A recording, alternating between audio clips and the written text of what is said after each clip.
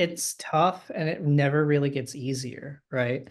And the only thing that I can really say, because every situation is just going to be so different, is that the best thing that you can do is just be a person first, and a journalist after that.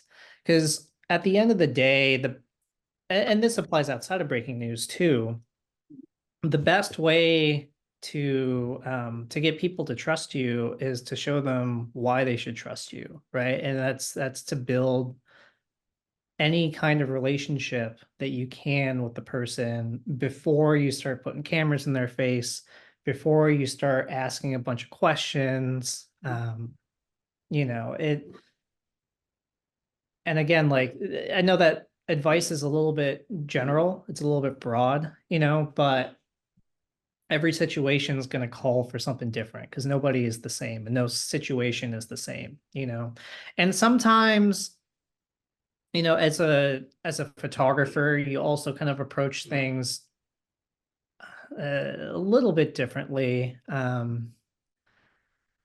Like a lot of the initial breaking news Mhm. images that you see, are like of the scene, like behind the police tape, and just kind of capturing things as it's happening, right?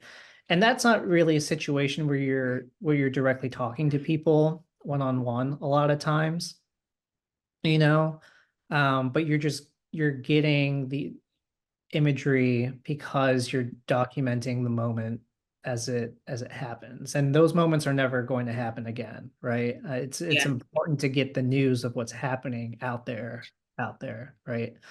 um but a lot of times the better stories when it comes to breaking news stories is really like the more in-depth bits of how that singular event impacted people who were there, or impacted people who knew folks who were there. And that's the part where reporting and building connections and relationships with people becomes really important.